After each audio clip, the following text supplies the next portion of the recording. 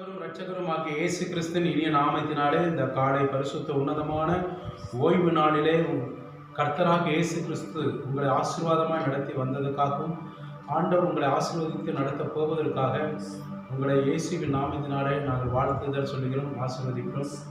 எத்தனை பேர் சந்தோஷமாக குடும்பமாய் நீங்கள் அமர்ந்து கொண்டு தேவனுக்கு நன்றி பலிகளை செலுத்துவீர்கள் என்று நான் விசுவாசிக்கிறேன்.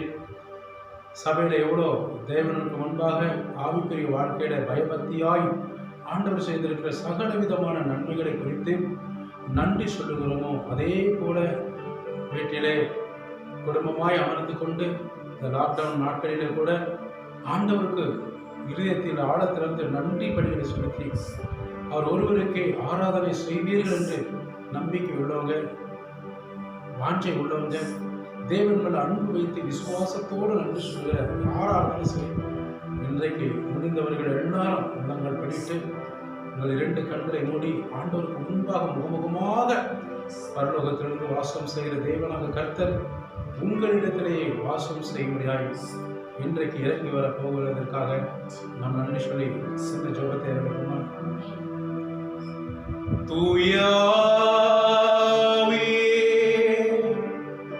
அன்பின் ஆவி துணையாளரே, தேற்றும் தெய்வமே, ஊற்று தண்ணீர் உள்ளம் ஏங்குதையா, வர வேண்டும் வல்லவரே, நல்லவரே, வர வேண்டும் வல்லவரே, நல்லவரே.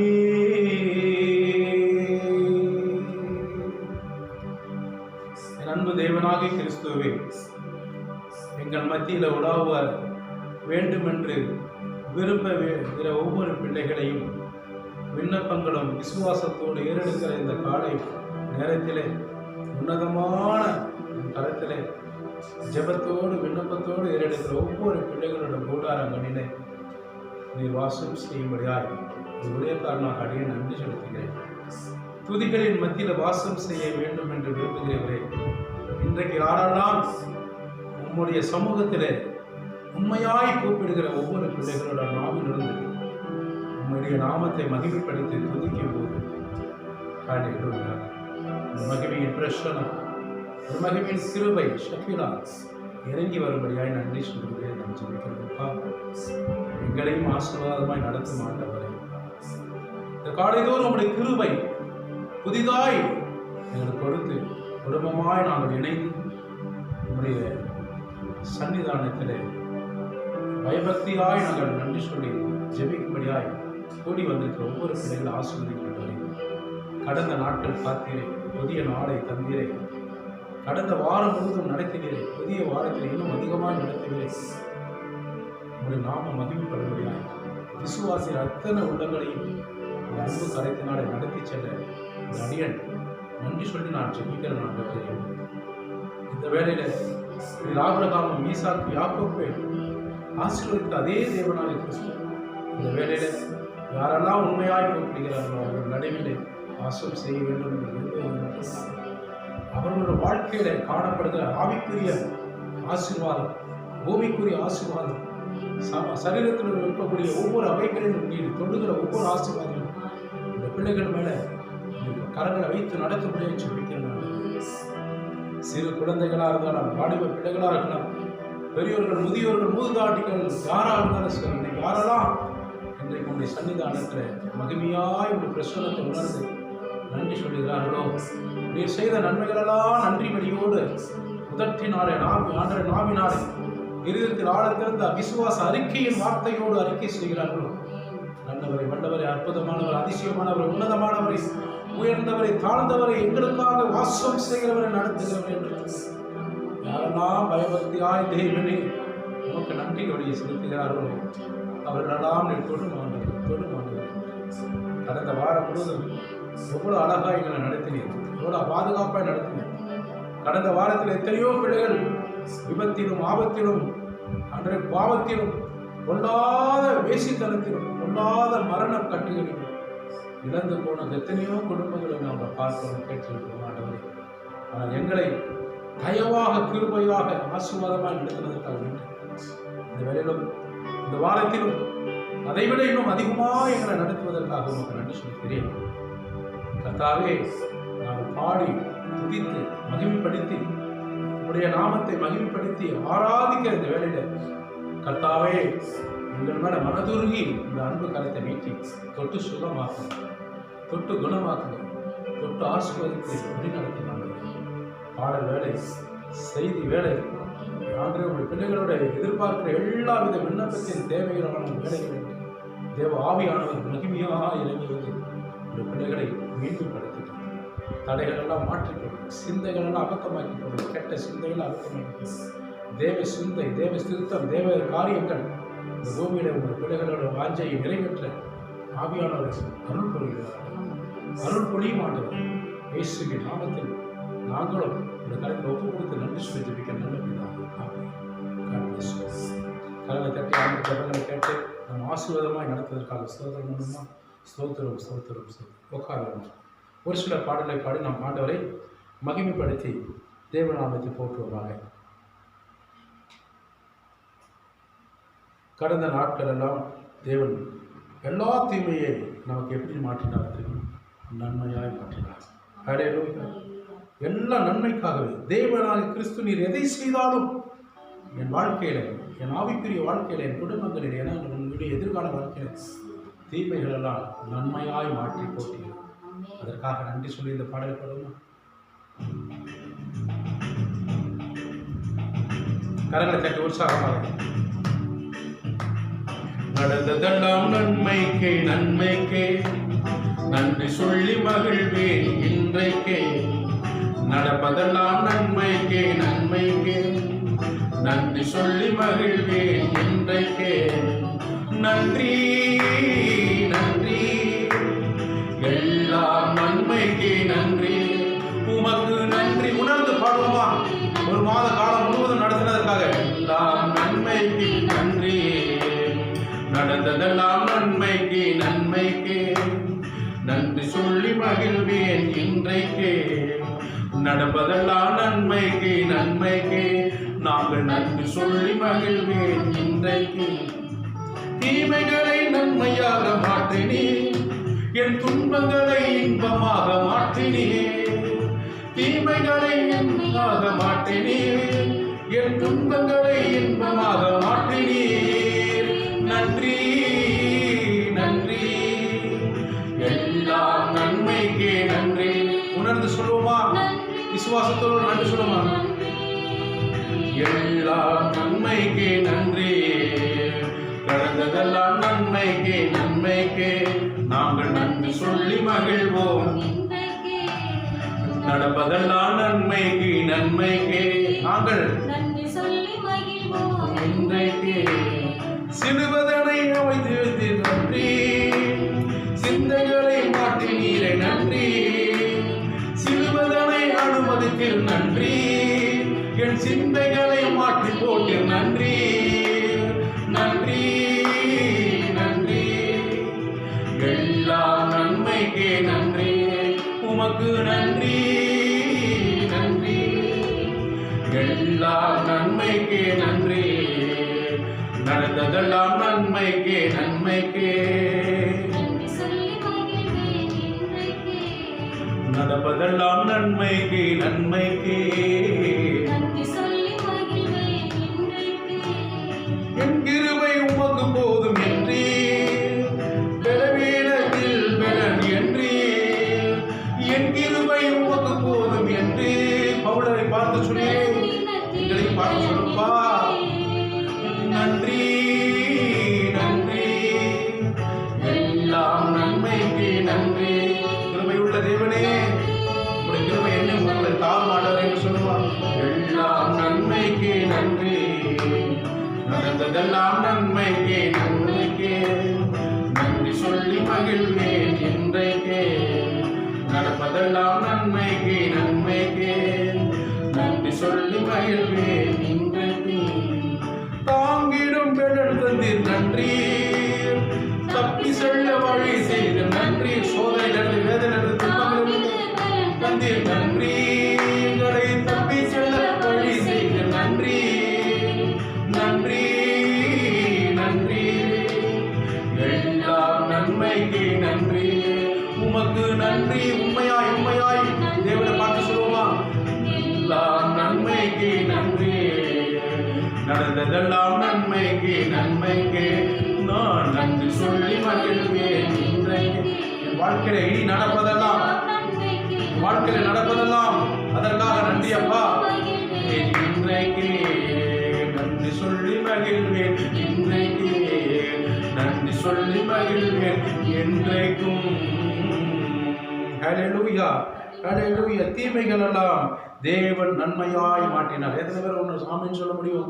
உள்ளத்திலிருந்து ஆண்டவருக்கு நன்றி சொல்லுமா? என் வாழ்க்கையில் எத்தனையோ என்னை அறியாமல், எனக்கு தெரியாமலும் அநேக தீமைகள் என்னை சூழ்ந்து கொண்டு வந்தாலும் கூட அந்த தீமையிலிருந்து ஒரு வல்லமையுள்ள கரம் எனக்கு நன்மையாய் முடிசூட்டி நடத்துகிறதே.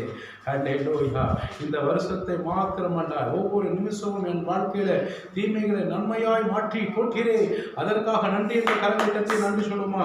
ஒரு விசை இருந்த இடத்திலிருந்து எழுந்து நின்று தேவனை பார்த்து நன்றி சொல்லி ஆராதனை அவரை மகிமைப்படுத்துவோமா? ஆராதனை அவரை மகிமைப்படுத்துவோமா? ஹல்லேலூயா ஹல்லேலூயா ஹல்லேலூயா ஹல்லேலூயா. எல்லாம் மகிமைப்படுத்துங்க, ஆண்டவருடைய நாமத்தை மகிமைப்படுத்துவோம். எத்தனை பேர் ஆவியோடு ஆராதிக்க போறீங்க? எத்தனை பேர் உண்மையாய் ஆராதிக்க போறீங்க? எத்தனை பேர் ஆவியானவரோடு இணைந்து நீங்கள் ஆராதிக்க போறீங்க? ஒரு தகப்பனும் பிள்ளைகளும் இணைந்து ஆராதிக்க போல இன்றைக்கு ஆவியானவராக என்னுடைய பரம தகப்பனாக இயேசு கிறிஸ்துவோடு இணைந்து நாம் தேவனாக கிறிஸ்துவாக அவரோடு இணைந்து நாம் ஆராதிக்க போகிறோம். ஹல்லேலூயா ஹல்லேலூயா ஹல்லேலூயா என்று சொல்லி அவரை மகிமைப்படுத்துவோமா? ஹல்லேலூயா. சத்திய ஆவியானவரே, உம்மை உயர்த்தி பாடுவதற்கு, உம்மை உயர்த்தி போற்றுவதற்கு, உம்மை உயர்த்தி கனப்படுத்துவதற்கு, மகிமைப்படுத்துவதற்கு இன்றைக்கு விசேஷித்த கிருபையுள்ள உங்களுடைய ஜீவனை எங்களுக்கு தந்திரே.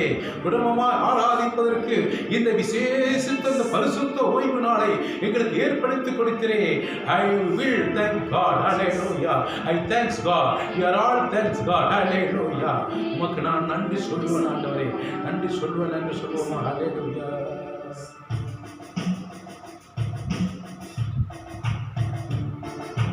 ஆராதனை நாயகர் நீரே, ஆராதனை வேதனும் நீரே, ஆராதனை நாயகர் நீரே, ஆராதனை வேதனும் நீரே, ஆயுள் முடியும் வரை உம்மை தொழுதிடுவே.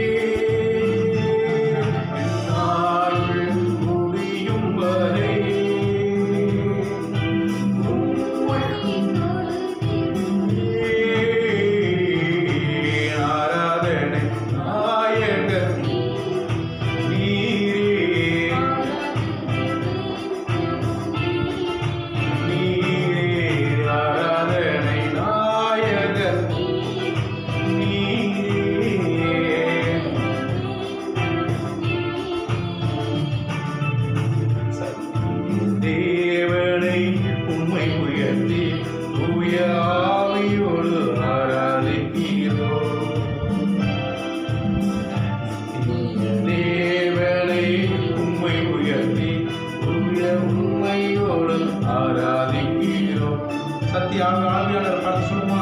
சத்திய தேவனை உம்மை உயர்த்தி தூய ஆவியோடு ஆராதிக்கிறோம். நித்திய தேவனை உம்மை உயர்த்தி உங்கள் உண்மையோடு ஆராதிக்கிறோம். ஆராதனை என்று கரங்களை உயர்த்தி ஆண்டவரை பார்த்து ஆராதிப்போம்.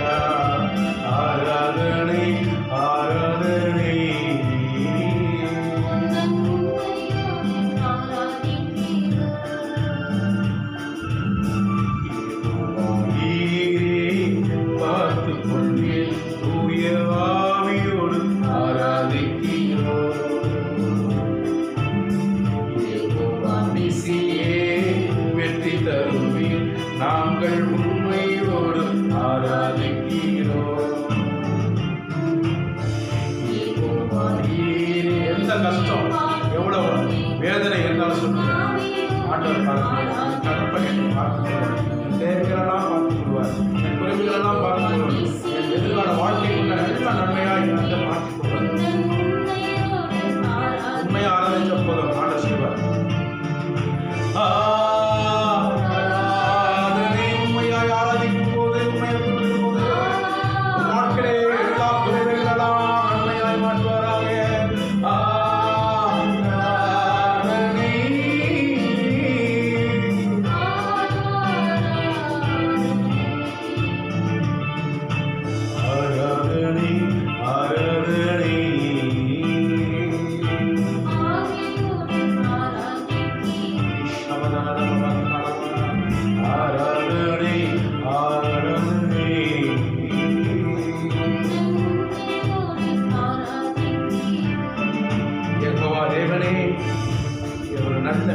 ஆண்டவரே, என்னை தூய ஆவியாளராக நீர் உன்னதமான பசுமையான ஆசீர்வாதமான நம்பிக்கையாய் இருக்கக்கூடிய எங்கள் பாதைகள் நடத்துமாட்டோம். நீரே என் மெய்ப்பன், நாங்கள் மந்தைகள், நாங்கள் எங்கு போவோம்? மெய்ப்பன் இடத்துலதான் நாங்கள் கேட்க முடியும். எங்கள் ஆவிக்குரிய தகப்பன் இடத்துலதான் எங்கள் தேவைகளை நாங்கள் பெற்றுக்கொள்கிறோம். நாங்கள் விசுவாசம் எங்கள் செம்மையான வழியிலே நம்முடைய கோடும் நடியும் அன்றை செம்மையான வழியிலே நடத்தும். இந்த வாரத்தில் நடத்துங்க, இந்த கடைசி வாரத்தில் நடத்துங்க. இயேசுவின் நாமத்திலே நன்றி சொல்லுவோமா?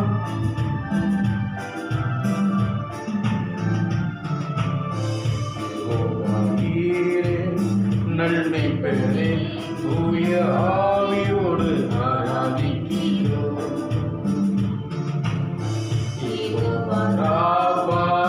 சுகம் தருவே நாங்கள் உண்மையோடு ஆராதிக்கிறோம்.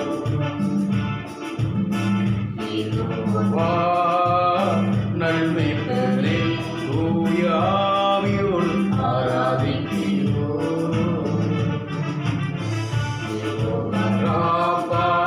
சுகம் தருவே நாங்கள் உண்மையோடு ஆராதிக்கிறோம்.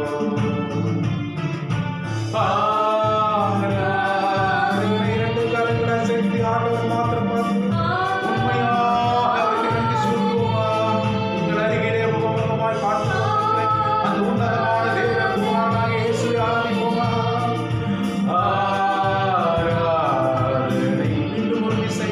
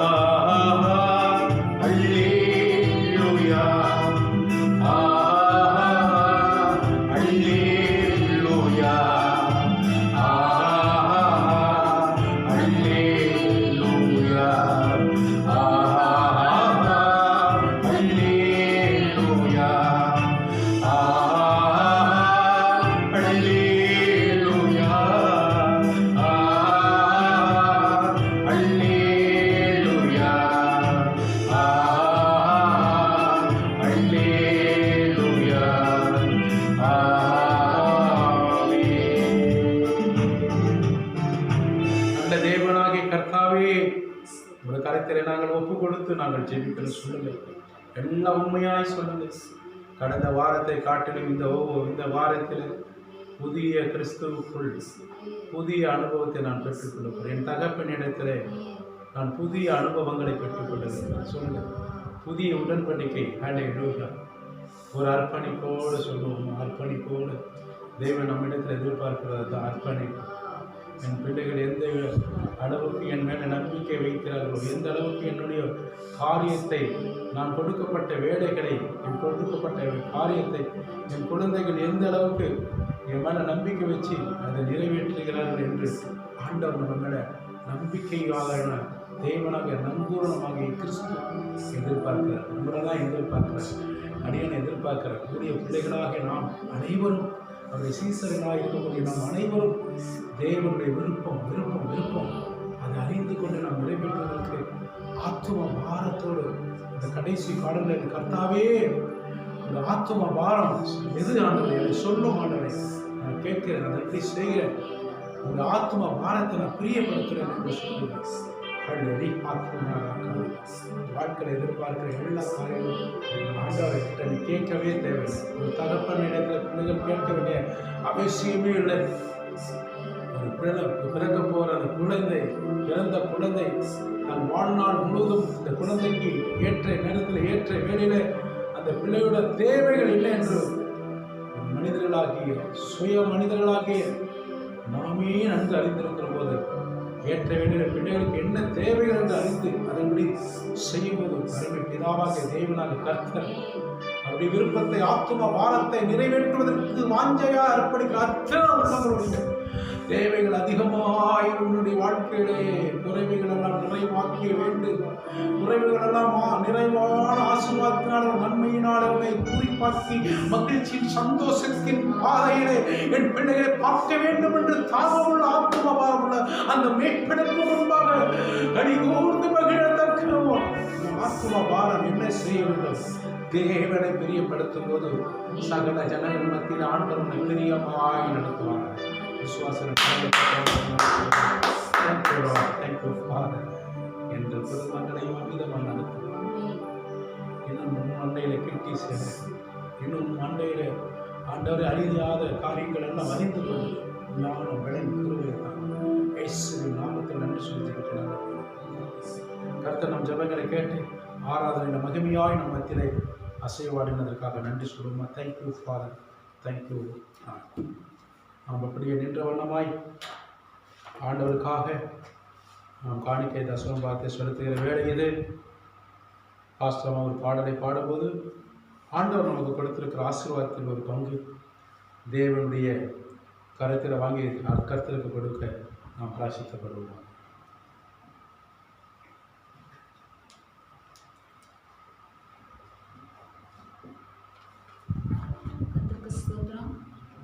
கர்த்தர் இந்த வாரம் முழுவதும் உங்களுடைய கன்னிமணி போல உங்களை பாதுகாத்து ஒரு தேவைகளை கர்த்தர் பரலோகத்தில் இருக்கிற தேவன் உங்களுக்கு ஒரு காரியம் நடத்தி வருகிறார்.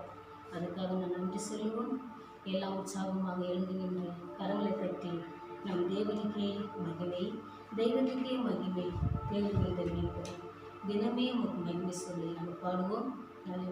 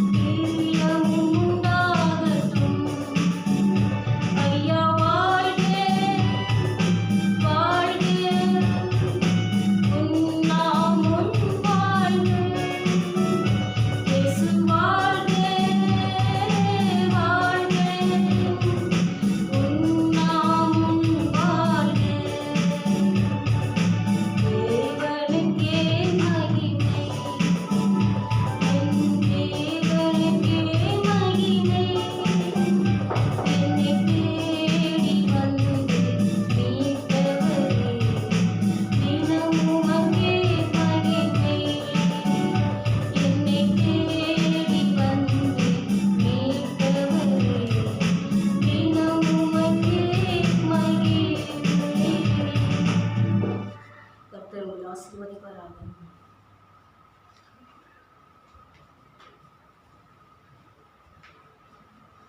பாஸ்டமாக்கு நன்றி. நாம் இப்பொழுது இந்த காணிக்கை ஜெபத்தை எடுக்க முடியாய் தடைகளை தாழ்த்தி நாம் ஜெபம் செய்வோம். பரிசுத்த உன்னதமான தேவனாகிய கிறிஸ்து, இந்த பிள்ளைகள் உமக்கென்று அந்த ஊழியத்திற்கென்று கொடுக்கப்பட்ட தசமபாகமும் காணிக்கைக்காக நாங்கள் நன்றி செலுத்துகிறோம்.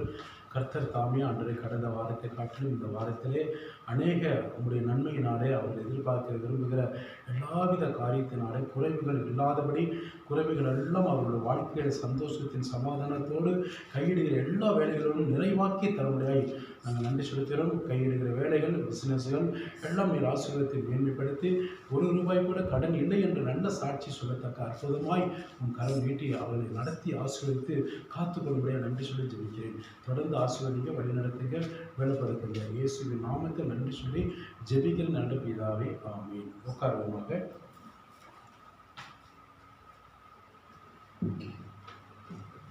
நாம் இப்பொழுதும் கூட கர்த்தருடைய வார்த்தைகளுக்காக நாம் தியானிக்க போகிறோம். அதற்கு முன்பாக நாம் தலைகளை தாழ்த்தி ஒரு சின்ன ஜெபத்தை தேவனுக்கு முன்பாக ஏறெடுக்கப் போகிறோம். இதுவரை கர்த்தராகிய இயேசு கிறிஸ்து நம்மை கிருபையாய், தயவாய், துதி மத்தியிலே, பாடல் மத்தியிலே, ஆராதனை மத்தியிலே, காணிக்கை படைக்கிற அந்த மத்தியிலும், ஜெபத்தின் மத்தியிலும் கர்த்தர் நம்மோடு இடைப்பட்டு நம்மை நடத்தி வந்ததற்காக நாம் நன்றி செலுத்துகிறோம். அதோடு மாத்திரமல்லாமல் இப்பொழுது முக்கியமான பகுதியிலே நாம் ஆண்டவருடைய வார்த்தைக்கு தியானிக்கவும், அதன்படி வாழவும், நடக்கவும், செவிசாய்த்து அதன்படி தங்களை வசனத்தின் ஆதாரத்தோடு நாம் காத்துக்கொள்ளவும் கர்த்தர் நமக்கு இடைப்பட வேண்டும் என்று அவர் விரும்புகிறார். எனவே நாம் இருதயத்தில் ஆழத்திலிருந்து அவருக்கு நன்றி சொல்லி அவருடைய வார்த்தைகளை கேட்டதன்படி நாம் தியானித்து ஆசீர்வாதமும், சமாதானம், பாதுகாப்பு எல்லாம் நாம் தேவனுடைய கருத்தில் பெற்றுக்கொள்ள கர்த்தர் நமக்கு உதவி செய்ய நாம் இடம் கொடுப்போமாக. நாம் தியானிக்கிற ஒவ்வொரு காரியங்களும் நமக்கு விரோதமாக இடம்பெற எல்லா தீய சிந்தைகள், தீய ஆவிக்கும் இடம் கொடாதபடி தேவ ஆவியானவருக்கு மாத்திரம் பயபக்தியாய் நாம் செவிசாய்த்து அதன்படி கேட்க கிருபை பாராட்ட தேவனுக்கு ஒப்புக் கொடுப்போம். இயேசுவின் நாமத்தில் ஜெபிக்கும் நல்ல பிதாவே, ஆமென். ஹல்லேலூயா. God bless you. எவ்வளோ பேர் சந்தோஷமாக இருக்கிறீங்க, எவ்வளோ பேர் சந்தோஷமாக கர்த்தருடைய வார்த்தையை கேட்குறீங்க, எவ்வளோ பேர் அதன்படி தேவனுடைய வார்த்தையின்படி நான் காத்து நடத்துவேன் என்று எத்தனை பேர் அர்ப்பணிக்கிறீங்க, அத்தனை பேரையும் கர்த்தர் ஆசீர்வதிப்பாராக. நாம் கடந்த சென்ற வாரத்திலே நாம் ஒரு தேவனுடைய வார்த்தையை தியானித்தோம். அதாவது ஜாக்கிரதையாக இருங்கள் என்று 2 காரியங்களை குறித்து தியானிக்க ஆண்டு பேசின வார்த்தை. அதில் ஒரு காரியத்தை நாம் தியானித்தோம். அதாவது தேவனாகிய கிறிஸ்து இந்த உலகத்திலே நம்மை உண்டாக்கின நாள் முதல் நம்முடைய ஜீவன் தேவன் எடுத்துக்கொள்ளும் அந்த நாளிலே வரைக்கும் இந்த உலகத்தின் பிரகாரமாக நம்ம சில காரியங்களிலே தேவன் நமக்கு கொடுத்திருக்கிற இந்த துன்மார்க்கமான இந்த உலகத்திலே நம்மளுடைய ஆவி ஆத்ம சரீரத்தை காத்துக்கொள்வதற்கு முன்பாக உலக வாழ்க்கையில எப்படி நாம் ஜாக்கிரதையாய் காத்துக்கொள்ள வேண்டும், ஜாக்கிரதை எப்படி பின்பற்ற வேண்டும், ஜாக்கிரதை எப்படி நடக்க வேண்டும் என்று, ஜாக்கிரதை தன்னுடைய குடும்பம், எதிர்கால வாழ்க்கை எப்படி பின்பற்ற வேண்டும் என்று சில வசன ஆதாரத்தோடு நம்ம பார்த்தோம். அதாவது பண விஷயத்திலும், ஆஸ்திகள், பொருள்களிலே, குடும்ப வாழ்க்கையிலே, அதே போல வாழ்க்கை துணையை அமைத்துக் கொள்வதிலும், அதே போல வேலை ஸ்தலங்களில், அதே போல கையீடு செய்கிற வியாபார ஸ்தலங்களும், இப்படியாக பல தரப்பட்ட காரியங்களை குறித்து வசன ஆதாரத்தோடு நாம் ஜாக்கிரதையாய் இருக்க வேண்டும் என்று தேவன் நமக்கு தன்னுடைய வசனத்தின் அடிப்படையில் நமக்கு அழகாய் கற்றுக் கொடுத்ததாக பார்க்கிறோம். எல்லாம் அதே போல இந்த வாரத்தில் தேவன் நம்மோடு பேச மீதமுள்ள வார்த்தை ஜாக்கிரதையாக இருக்கக்கூடிய 2வது காரியத்தை குறித்து நாம் தியானிக்க போகிறோம். உலக பிரகாரமாக எவ்வளவு நாம் ஜாக்கிரதையாய் நம்முடைய வாழ்க்கையை அமைத்துக் கொண்டு ஜாக்கிரதையாக தேவனுடைய சமூகத்தில், அதாவது புறஜாதிகள் கண்களுக்கு மத்தியில் எவ்வளவு ஜாக்கிரதையாக நம்ம செயல்பட வேண்டும் என்று நம்ம விரும்பணுமோ, அதை எப்படி கர்த்தர் பேசினாரோ அதை விட பல மடங்கு நம்ம வாழ்க்கையில், அதாவது தேவனுடைய ஆவிக்குரிய வாழ்க்கையிலே நாம் ஜாக்கிரதையாக இருக்க வேண்டும் என்று கர்த்தர் நம்மோடு பேச இந்த நாளிலே வசனத்தின் ஆதரவோடு பேச விரும்புகிறார். என் அன்புக்குரிய தேவ பிள்ளைகளே, இந்த நாளிலும் கூட தேவ ஆவியானவர் நமக்கு சொல்லுகிற வார்த்தை ஆவிக்குரிய வாழ்க்கையில் 2வது காரியம். நம்ம ஆவிக்குரிய வாழ்க்கையில், அதாவது நம்முடைய ஆவி ஆத்ம சரீரம் ஆகிய 3 அவயங்கள் இருந்தாலும் ஆவிக்குரிய பரிசுத்த ஆவியானவரோடு இணைந்து எப்படி நாம் ஜாக்கிரதையாய் நாம் இந்த உலகத்திலே ஆண்டவரை சேவிக்க வேண்டும், பின்பற்ற வேண்டும் என்று இந்த ஆவிக்குரிய நிலைமையில இருக்கக்கூடிய நீங்களும் நானும் ஜாக்கிரதையாக இப்படி வழி நடத்த வேண்டும், காத்துக்கொள்ள வேண்டும், ஆவியானவர்களை ஒப்பிட்டு நாம் பிரவேசிக்க வேண்டும் என்று கர்த்தர் நம்மிடம் பேச விரும்புகிறார். எனவே ரோமர் 12ஆம் அதிகாரத்திலே 11வது வசனத்திலே மீண்டும் ஒரு விஷயம் நாம் வாசிக்க கடமைப்பட்டிருக்கிறோம். வாசிப்போம் எடுத்தவர்கள். ரோமர் 12ஆம் அதிகாரத்திலே 11வது வசனத்தை எடுத்துக்கொள்ளும். அசதியாய் உன் வாழ்க்கையில இல்லாமல் ஜாக்கிரதையாய் இருங்கள். ஆவியிலே அனலாயிருந்து கர்த்தர் ஒருவருக்கே ஊழியம் செய்யுங்கள். எவ்வளவு அழகான ஒரு நல்ல வேலை!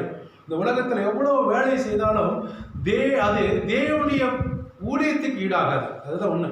நீ கலெக்டராக இருக்கலாம், முதலமைச்சராக இருக்கலாம், சீஃப் மினிஸ்டர் மட்டும் இல்லை, பிரைம் மினிஸ்டராக இருந்தாலும் கூட கர்த்தருக்கென்று பரலோக ராஜ்யத்தில் இருக்கக்கூடிய தேவனாகி கிறிஸ்துவுக்கென்று ஒரு நமக்கு கொடுக்கப்பட்ட அந்த வேலை செய்வதில் இருக்கக்கூடிய ஒரு சந்தோஷம், ஒரு கனம், ஒரு மகிமை, ஒரு தேவ பிரசனம் இந்த உலகத்தில் எவ்வளோ பெரிய ஆஸ்தி சம்பளங்கள் கொடுக்கக்கூடிய வேலையாக இருந்தாலும் தேவனுடைய ஊழியத்தை செய்வதில் அதுக்கு ஈட ஒப்பிட்டு பார்க்க முடியாது.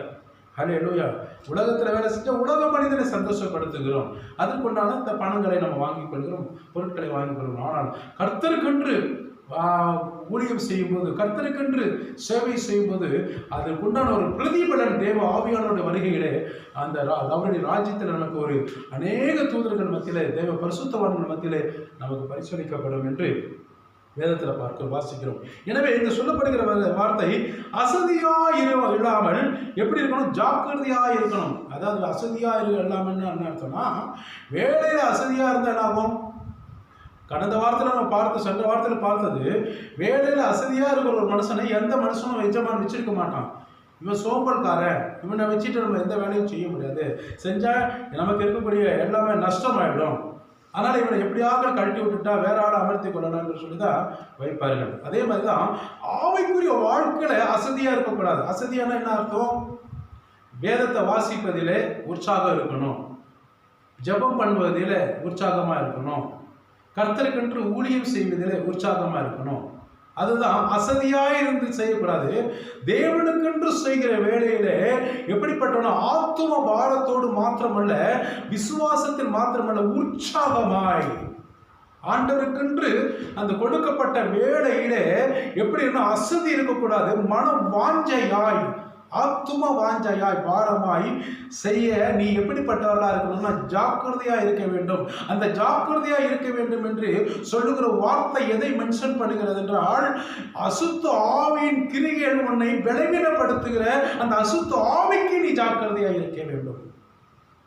என் அன்புக்குரிய தேவ பிள்ளைகளே, அந்த அசுத்த ஆவிதான் தேவனோடு உறவு வைத்துக் கொள்வதற்கு, துண்டிப்பதற்காக பல வகையான சரீரத்தில் இருக்கக்கூடிய நம்முடைய அவயங்களில் என்ன செய்யணும்? பலவீனப்படுத்துவதற்கு அசதியை கொண்டு வருகிறார். அதனால இங்க ரோமர் நிறுவனத்துக்கு அப்போஸ்தலனாகிய பவுல் தெளிவாக சொல்லுகிற வார்த்தை, நீ தேவனுடைய பிள்ளை, கர்த்தர் உன்னை நம்பி கொடுத்திருக்கிற வேலை எதையா இருந்தாலும், எந்த காரியம் இருந்தாலும் உன்னை நம்பி கொடுத்திருக்கிற வேலையிலே நீ எப்படிப்பட்டவர்களா இருக்கணும் என்றால் உற்சாகம் உள்ளவனா இருக்கணுமே தவிர அசதியா இருக்கக்கூடாது.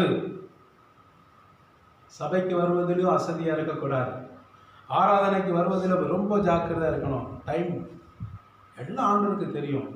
அசதியா இருக்கிறவன் சபிக்கப்பட்டவன், அசதியா இருக்கிறவன் தேவனுடைய பார்வையிலே சபிக்கப்பட்டவன். அது ஊழியக்காரனா இருக்கலாம், ஊழியக்காரியா இருக்கலாம், உடன் ஊழியக்காரனா இருக்கலாம், உடன் ஊழியக்காரியா இருக்கலாம், விசுவாசிகள் யாராக இருந்தாலும், கர்த்தரால் அழைக்கப்பட்டு தெரிந்து கொள்ளப்பட்ட எவரிபடி யாராக இருந்தாலும் சரி, அசதியா இருக்கிற எந்த மனுஷன், அஜாக்கிரதையா இருக்கிற எந்த மனுஷனும் தேவனால் சபிக்கப்பட்டவர்கள். தேவனால் சபிக்கப்பட்ட ஜனங்கள் என்று நம்மை யாரும் அழைத்துக் கொள்ளக்கூடாது. தேவனுடைய பார்வையில நம்ம அப்படி இருக்கக்கூடாது என்பதற்காகத்தான் கர்த்தர் இந்த கடைசி நாட்களிலே, இந்த லாக்டவுன் நாட்களிலே நமக்கு வைத்திருக்கிற கொஞ்ச காலங்கள் எதற்காக என்றால், அசதியாய் நீ ஜெபம் பண்ணாம, இதுவரைக்கும் நீ அசதியா இருந்திருக்கலாம், இதுவரைக்கும் அசதியா வேதத்தை வாசித்திருக்கலாம், இதுவரைக்கும் கடமைக்காக என்ன காரியம்லாம் நீ செஞ்சிருக்கலாம். இனி அப்படி காலம் இல்லை. காலத்தை பிரயோஜனப்படுத்திக் கொள்கிற காலமாய் இருப்பதனால தான் இந்த நாட்களிலே, கடைசி காலங்களிலே அவர்கள் வருகைக்கு முன்பாக நீ எப்படிப்பட்டவனா இருக்க வேண்டும் என்றால், எப்படிப்பட்டவனா இருக்க வேண்டும் என்றால் ஜாக்கிரதை உள்ளவனாய் இருந்து ஆவியில அனல் கொண்டவனாய் இருக்க வேண்டும். ஆவியில அனல் கொண்டவனா தேவனுடைய பிரசன்னம், தேவனுடைய மகிமை, தேவனுடைய அக்னி, அக்னியை போட வந்தேன், அது இப்பொழுதே பற்றி எரிகிறது. யார் மேல பற்றி எரியும்? அசதியா இல்லாமல் ஜாக்கிரதையாய் தேவனோடு சஞ்சரிக்கிற தேவ மனுஷன் மேல பற்றி எரியும்.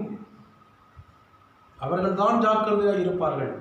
அதனால ஆவியிலே அனலாய் இருக்க வேண்டும். தேவனுடைய மகிமை, பிரசன்னம், தேவ கிருபை, அதுல நீ அனலாய் இருக்க வேண்டும். அல்லேலூயா. என் அன்புக்குரிய தேவ பிள்ளைகளே, கொடுக்கப்பட்ட காலங்களிலே, தேவன் கொடுக்கப்பட்ட நேரங்களிலே அசதியாய் இல்லாமல் மிக மிக மிக மிக மிக மிக நாம் ஜாக்கிரதையாக இருக்கணும். எப்படி ஜாக்கிரதை இல்லாமல் ஒரு வாகனத்தை ஓட்டும் போது எவ்வளவு விபத்துகள் ஏற்படுகிறதோ, விபத்து ஏற்பட்டு மரணத்தை சந்திக்கிறதோ, அதே போலதான் ஆவிக்குரிய வாழ்க்கையில உங்களை தேவன் தெரிந்து கொண்ட அந்த நாட்களிலிருந்து இந்த நாள் வரைக்கும், மரணம் நம்மை தேவ ராஜ்யத்துக்கு கொண்டு போய் போகிற வரைக்கும், இந்த பூமியில நம் மரணத்தை சந்திக்கும் நாள் வரைக்கும் நீ அசதியாய் காணப்படாதபடி ஜாக்கிரதையாய் உன் வண்டி ஓட்ட வேண்டும். எந்த வண்டி ஓட்ட வேண்டும்? ஆவிக்குரிய தேவனுடைய வண்டி ஓட்ட வேண்டும். அல்லேலூயா. ஆவிக்குரிய வாழ்க்கை நம்ம வாழ்க்கையில மிகவும் ஜாக்கிரதையாய் நாம் காணப்படும் போது தேவனுடைய பார்வையிலே மகிழ்ச்சி, சந்தோஷம், எதிர்பார்க்க எல்லாமே விரும்புகிற எல்லாத்தாரையும் கர்த்தர் செய்வாராக. அஜாக்கிரதையாய் அசதியாய் நாம் காணப்படும் போது தேவனுடைய பார்வையிலே நாம் சபிக்கப்பட்டவர்களாய் காணப்படும். அதனால தான் கர்த்தர் நம்ம மேலே வைத்திருக்கிற கிருபை மட்டுமல்ல, அன்பின் நிமித்தமாகத்தான் ஆண்டவர் என்ன செய்கிறார்? எச்சரிப்போடு இந்த வார்த்தையை நம்ம இடத்திலே பேசிக் கொண்டிருக்கிறதாக நீங்களும் கவனிக்க வேண்டும், நானும் கவனிக்க வேண்டும். அல்லேலூயா என்று சொல்லுவோமா ஆண்டவரை பார்த்து? அதனால என் அன்புக்குரிய தேவ பிள்ளைகளை, எதிர்கால வாழ்க்கையிலே அசதியாய் இல்லாமல் நீ ஜாக்கிரதையாய் இருப்பது போல தேவனுடைய பார்வையிலே ஆவிக்குரிய வாழ்க்கையிலே நீ அனலாய் இருந்து தேவனுக்கென்று ஊழியம் செய்வதற்கு நீ முயற்சி செய்ய வேண்டும். அதுக்காக இருக்கிற வேலையெல்லாம் விட்டுட்டு வந்துட்டு ஆண்டோட அழைப்பு இல்லாமல் ஊழியத்துக்கு வரணும்னு சொல்லி கர்த்தர் சொல்லவே இல்லை. உனக்கு கொடுக்கப்பட்ட மாம்சத்துக்குரிய, இந்த உனக்கு குடும்பத்துக்குரிய, பூமிக்குரிய வேலை எந்த வேலையாக செய்த பின்பு தேவனுக்கென்று ஒரு நேரத்தை நீ ஒதுக்குறாய் பத்தியா? அது ஆவிக்குரிய வாழ்க்கையில, ஆவிக்குரிய ஊழியத்துல கர்த்தருக்கென்று ஒரு சின்ன நேரம். அது நேரம் என்ன தெரியுமா? ஜபம் பண்ணுவதில், ஆத்துமா ஆதாயம் பண்ணுவதிலே, நற்செய்தி சொல்வதிலே, ஊழியரோடு இணைந்து கர்த்தருடைய வேலையை செய்வதிலே, இப்படி செய்கிற காரியங்கள் ஆண்டவர் உணர்த்தும் போது, ஊழியர்கள் அழைக்கும் போது நீ அசதியாய் அந்த இடத்துல காணப்படாதபடி உற்சாகமானதோடு தேவனுக்கு முன்பாக அதை செய்ய வேண்டும். உள்ளத்தை காண்கிற தேவன், உள்ளத்தை காண்கிற தேவனுக்கு முன்பாக பரவசமூட்ட வேண்டும். தேவன் பரவசம் அடைவாராக உன்னை குறித்து. எப்படி நமக்கு சம்பள நாட்கள் வரும்போது எப்படி உற்சாகப்படுறோம்? 30 நாட்களுக்கு வரைக்கும் நல்லா வேலை செய்யணும், அசதியாக செய்யணுமோ சுறுசுறுப்பாக செய்யணுமோ, அது ரைட்டு. ஆனால் 1ஆம் தேதி சம்பளம் வாங்கும்போது அல்லது சனிக்கிழமை சம்பளம் வாங்கும்போது அந்த எஜமானுக்கு முன்னாடி எவ்வளோ பரவசமாக வேலை செய்யணும்னா நமக்கு வேலையும் போகக்கூடாது, சம்பளமும் கட் பண்ணக்கூடாது. அதை காட்டிலும் உனக்கு ஜீவனை கொடுத்த தேவனாக கிறிஸ்து, அந்த வேலை கொடுத்த தேவனாக கிறிஸ்து, அந்த வேலையை கொண்டு நீ உன்னுடைய குடும்பத்தை நடத்துவதற்கு போதுமான வருமானம் கொடுத்த அந்த தேவனாக கிறிஸ்துக்கு முன்பாக உன்னுடைய வாழ்க்கை, ஆவிக்குரிய வாழ்க்கை எப்படி இருக்கணும்? ஜாக்கிரதையாக இருக்க வேண்டும். அசதி அந்த இடத்தில் இருக்கக்கூடாது. என் அன்புக்குரிய தேவ பிள்ளைகளை, ஆண்டவருடைய நாமத்துக்கு நான் நன்றி செலுத்துகிறேன். எனவே ஜபத்திலும், உபவாசத்திலும், கர்த்தருக்கென்று ஊழியம் செய்வதிலும், நற்செய்தி அறிவிப்பதிலும், ஆத்தும பாரமும் உன்னிடத்தில் எப்படிப்பட்டவராக இருக்கும் என்றாலும் உற்சாகமாய் காண வேண்டும். வசதியாக இருக்கக்கூடாது. இரண்டாவது பார்ப்போமானால், உங்கள் வாழ்க்கை ஜாக்கிரதையாக இருக்கக்கூடிய இரண்டாவது காரியம் என்னென்றால், பரிசுத்த ஆவியானவருக்கு ஏற்ற பரிசுத்த நடக்கையில நீ ஜாக்கிரதையாக இருக்கணும். இல்லாவிட்டால் அந்த உலகத்தில் அழிந்து போகிற உலகத்தில் ஒரு புறஜாதிகளோடு இணைந்து அழிவுக்கு கர்த்தர் வச்சிருவார். மரணத்தை தான் நோக்கி போகணும், பாதாளத்தை நோக்கி போகவில்லை காரணம்.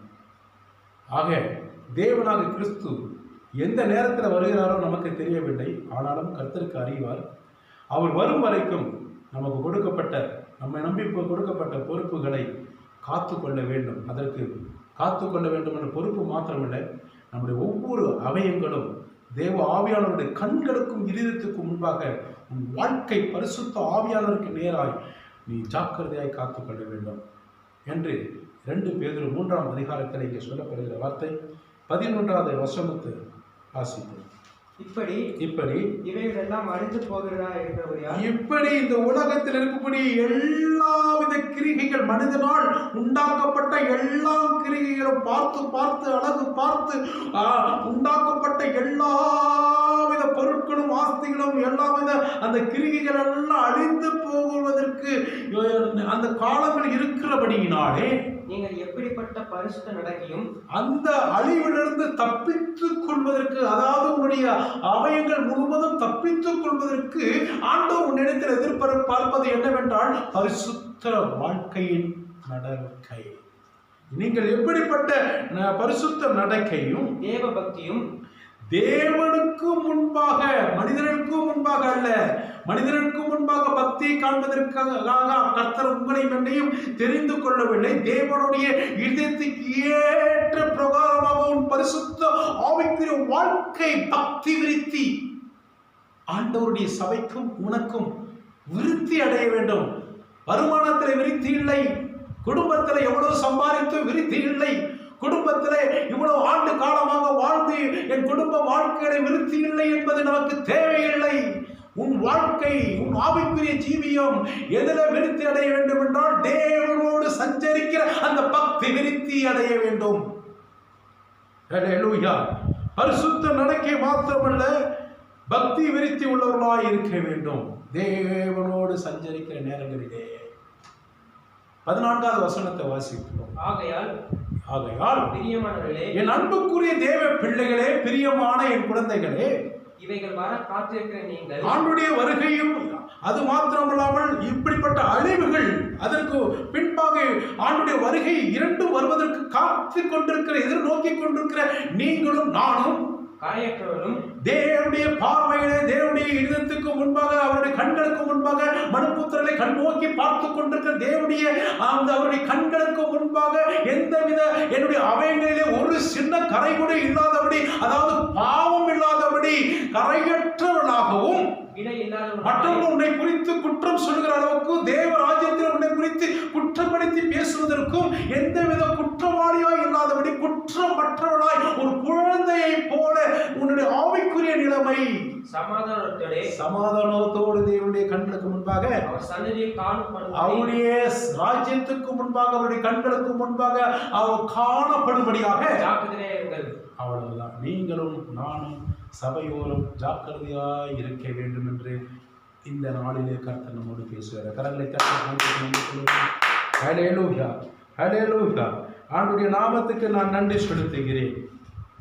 தேவனாகிய கர்த்தர் அவர் எதற்காக அழைத்திருக்கிறார், உங்களை எதற்காக கர்த்தரை அழைத்திருக்கிறார் என்றால், உங்களுடைய அழைப்பிலே கர்த்தர் எந்த காரியத்திற்காக அழைத்தாரோ அந்த அழைப்பிலே நீங்கள் ஜாக்கிரதையாக இருக்க வேண்டும். அழைப்பு கர்த்தருடைய சொந்தத்தில் காணப்பட வேண்டும். ஹல்லேலூயா. ஆண்டவர் எதற்காக அழைத்தார்? என்னை ஒரு ஊழியத்திற்காக அழைத்தார்னா அந்த ஊழியத்திலே நான் ஜாக்கிரதையாக இருக்க வேண்டும். ஆண்டவருடைய சபையிலே ஒரு அங்கத்தினராக அழைத்திருக்கிறாரா, அங்கத்தினராக இருக்கக்கூடிய காரியத்தில் ஜாக்கிரதையாக இருக்கும். உடன் ஊழியர் வேலைக்காக அழைத்திருக்கிறார், அதில் நீ ஜாக்கிரதையாக இருக்கும்.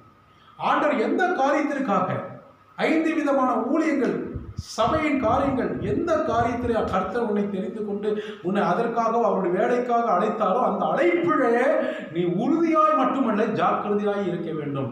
ஏன் ஜாக்கிரதையாய் இருக்க வேண்டும் என்றால், ஒவ்வொரு வினாடியும் பரிசுத்தவான்களை கெடுப்பதற்காகவும், துண்டிப்பதற்காகவும், அவனை நிந்திப்பதற்காகவும் சாத்தான் நம்மை சுற்றி கங்கணம் கட்டி வருகிறான்.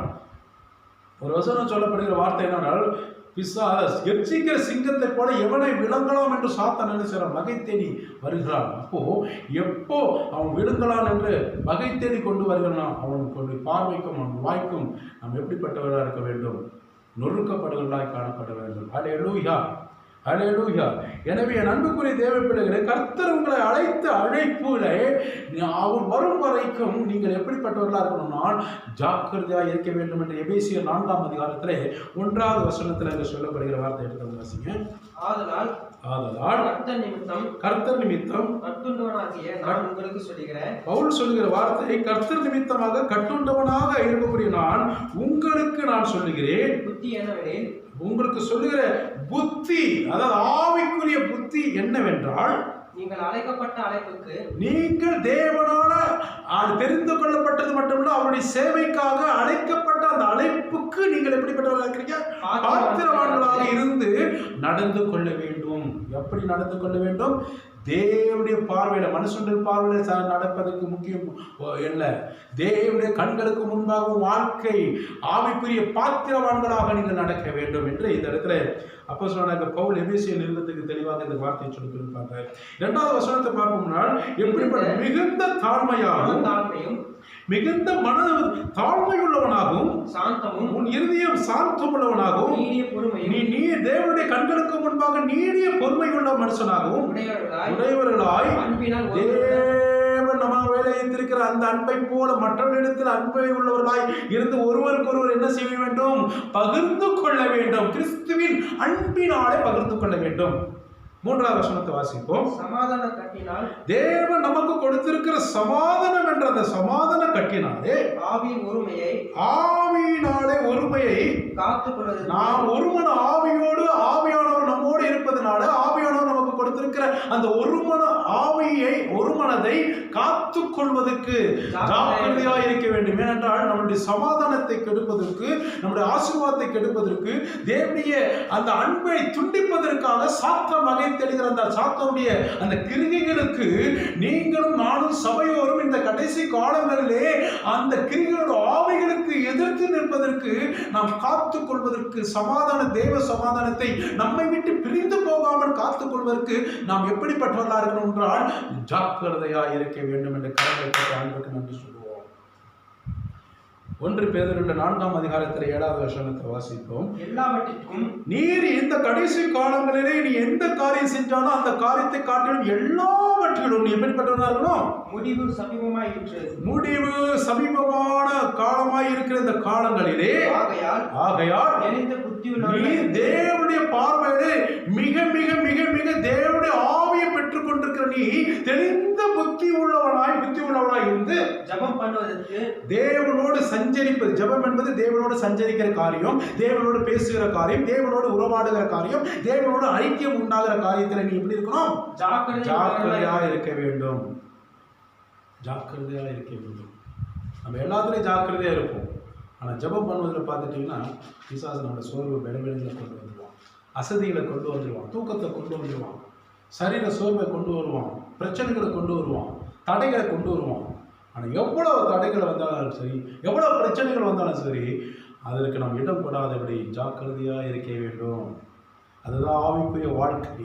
நீ ஆவிக்குரிய வாழ்க்கையில முதிர்ச்சி அடைய வேண்டும் என்றால், நீ ஆவிக்குரிய வாழ்க்கையில பலனடைய வேண்டும் என்றால், நீ ஆவிக்குரிய வாழ்க்கையில கர்த்தரோடு பேசுகிற காரியத்திலே, அதாவது ஜபரோடு ஜெபம் செய்கிற காரியத்திலே நீ எப்படிப்பட்டவர்களாக முதிர்ச்சி அடைய வேண்டும். நேரங்கள் கூட்ட வேண்டும். எவ்வளவு தடைகள் வந்தாலும் கூட அந்த தடைகளை முறியடித்து எதிர்த்து நின்று ஜெபிக்க வேண்டும். தானியேலோட வாழ்க்கையில கூட அப்படிதான் நடந்தது. தானியேல் பத்திரத்துக்கு கையெழுத்திட்டும் கூட அவன் பயப்படாமல் முன்பு போல 3 வேளை அவன் நினைச்சான். தைரியமாய் பலக்கணி மேலே ஏறி அந்த ஜன்னலை திறந்து யூத ஜனங்களுக்காக எப்பொழுதும் போல ஜெபம் பண்ணதாக பார்க்கிறோம். தானியேல் 6:10 பார்க்கிறோம். என் அன்புக்குரிய தேவ பிள்ளைகளை, நாம் அதில் ஜாக்கிரதையாக இருக்கணும். எவ்வளோ நமக்கு தடை வந்தாலும் கூட தேவனோடு சஞ்சரிக்கிற ஆவிக்குரிய வாழ்க்கையில நாம் ஜாக்கிரதையாக இருக்க வேண்டும். ஜாக்கிரதை இழந்துட்டோம்னா பிசாசு நம்மை பல விதத்தில் நம்மளை என்ன செய்வான்? பலவீனப்படுத்தி விடுவான். அடுத்தது பார்ப்போம் என்றால், மனம் திரும்பின பின்பு உன் வாழ்க்கை எப்படிப்பட்டவராக இருக்கணும்? ஜாக்கிரதையாக இருக்கு. அதாவது பாவத்தை விட்டு விலகி தேவனுக்கு ஏற்ற பரிசுத்த வாழ்க்கை, அதாவது ஆவிக்குரிய வாழ்க்கையில வாழ்வதற்கு தேவனை முழுமையாக என் சொந்த இரட்சகர் என்று ஏற்றுக்கொள்கிற அந்த நாளிலிருந்து உன் மரணம் தேவன் சஞ்சரிக்கிற அந்த நாள் வரைக்கும் நீ எப்படிப்பட்டவர்களாக இருக்கின்ற மனம் திரும்பின பின்பு உன் ஆவிக்குரிய நிலைமை ஜாக்கிரதையாய் கர்த்தருக்கு முன்பாக சாட்சியாக இருக்க வேண்டும். ஹல்லேலூயா. வெளிப்படுத்தல் 3ஆம் அதிகாரத்தில் 19வது வசனத்தை வாசிப்போம். நான் அவர்களை கடிந்து கொண்டு சிட்சிக்கிறேன். யாரை சிட்சிக்கிறார்? நம் தேவனாக கர்த்தர் நம்மை சிருஷ்டிக்கிறார். ஆகையால் நீ ஜாக்கிரதையாய் இருந்து எப்படிப்பட்டவராக இருக்க வேண்டும்? மனம் திரும்பலுக்கு ஏற்ற கனி தர வேண்டும். அல்லேலூயா. நீ ஜாக்கிரதையாய் இருந்து, நான் சிநேகிக்கிறவர்கள் எவர்களோ, ஆண்டவர் நம்மிடத்தில் அன்பு வைத்த அந்த பிள்ளைகள் யாரா இருந்தாலும் அவர்களை கடிந்து கொண்டு, சில வேளையில தவறு செய்யும் போது அந்த தவறை சுட்டி காட்டி வசனத்தின் ஆதாரத்தோடு நம்ம என்ன சரிப்படுத்துகிறார், சீர்படுத்தும் போது அந்த ஆண்டுடைய சமூகத்திலே நாம் எப்படி அதை ஏற்றுக்கொண்டு சந்தோஷமாய் கர்த்தர் சொல்கிற வார்த்தைகளை ஏற்றுக்கொண்டு நாம் ஜாக்கிரதையாய் இருந்து மீண்டும் ஒரு விசை மனம் திருந்தி விட்ட பாவத்தை தொடராதபடி காத்துக் கொள்வதற்கு ஜாக்கிரதையாய் இருக்க வேண்டும். கரங்களை தட்டி ஆண்டுக்கு நன்றி சொல்லுமா? ஹல்லேலூயா. 1 தீமோத்தேயு 4ஆம் அதிகாரத்திலே அங்கே 13வது வசனத்தை வாசிப்போம். நான் மறுமணமும் கர்த்தராக இயேசு கிறிஸ்து நம்மை தேவ ராஜ்யத்துக்கு அவருக்குள் 1000 வருட காலத்தில் பிரவேசிப்பதற்காக நம்மை சந்தோஷத்தோடு மகிமையோடு எக்கால சத்தத்தோடு தேவ தூதர்களோடு ஆனந்த களிப்போடு நம்மை அழைத்து செல்வதற்காக அவர் வரும் வரைக்கும், அருகிற அந்த நாள் வரைக்கும் வாசிக்கிறதிலும் நீ தேவனுடைய வார்த்தைகளை வாசிக்கிற அந்த வார்த்தைகளிலும் புத்தி சொல்லுகிறதிலும் நீ உனக்கு மாத்திரமல்ல பிறருக்கு நீ ஆலோசனை, தேவ ஆலோசனையும் புத்தியும் நீ சொல்லுகிற காரியத்திலையும் தேவனுடைய வார்த்தைகளை கொண்டு அவருடைய சூழ்நிலைக்கு ஏற்ற பிரகாரமாக கர்த்தருடைய சத்தியத்தின் பிரகாரமாக உபதேசம் பண்ணுவதிலும் நீ தேவனுடைய பார்வையிலே வசனத்தை நடுக்கத்தோடு ஏற்றுக்கொண்ட நீ ஜாக்கிரதையாய் அவர்களுக்கு பிரசங்கிக்க வேண்டும். ஹல்லேலூயா. அது உன் மகனாக இருக்கலாம், மகளாக இருக்கலாம், மனைவியாக இருக்கலாம், பிறர் யாராக இருந்தாலும் சரி, தேவ வசனத்தை உபதேசம் பண்ணுவதிலும் ஜாக்கிரதையாய் நாம் அவர்களுக்கு புத்தி சொல்ல வேண்டும். ஏதோ மனசில் பட்டதை எல்லாம் அவங்கள சொல்லி அவங்க பிரெயின் வாஷ் பண்ணி அவங்கள தவறான பாதையில் அது கர்த்தர் அப்படி சொன்னார் இப்படி சொன்னார்னு சொல்லக்கூடாது. வசனத்தின் ஆதாரத்தோடு சத்திய ஆவியானவர் சொல்கிற சத்திய வார்த்தையோடு அவர்களை கண்டனம் பண்ணி கடிந்து கொண்டு புத்தி சொல்லி அன்பின் வசனத்தின் நிமித்தமாய் அவர்களை சீர்படுத்த வேண்டும். கர்த்தர் நம்ம சீர்படுத்துவது கேட்ட பிரகாரமாய் அவர்களை ஜாக்கிரதையாய் கர்த்தருடைய வசனத்தை நாம் போதிக்க வேண்டும். ஹல்லேலூயா. கர்த்தருடைய நாமத்துக்கு நான் மகிமை உண்டாகட்டும் என்று நான் சொல்லுகிறேன். 16வது வசனத்தில் வாசிப்போம். எபிரேயர் 6ஆம் அதிகாரத்தில் 12வது வசனம்.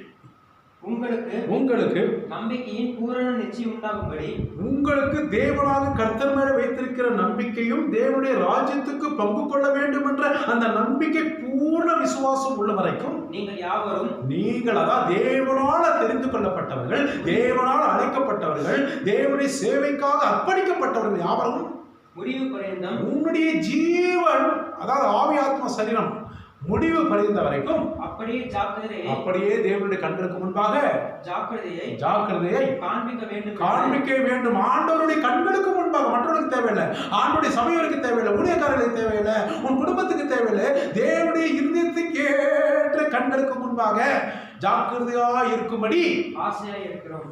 நாங்கள் அனைவரும் தேவ ஜனங்கள் அனைவரும் மாத்திரமல்ல, தேவ ராஜ்யமே உன்னை குறித்து என்னை குறித்து எதிர்பார்க்கிற ஒரே காரியம் ஜாக்கிரதையாய் கர்த்தருக்கு முன்பாக சாட்சியாக இருக்க வேண்டும் என்று விரும்புகிறேன். எல்லாரும் ஒரு விசை எழுந்து ஆண்டவருக்கு நன்றி சொல்லி ஜெபம் பண்ணுவோம். பரிசுத்த ஆவியானவரே, இந்த 2வது காரியத்தை பேசுனதற்காக நன்றி.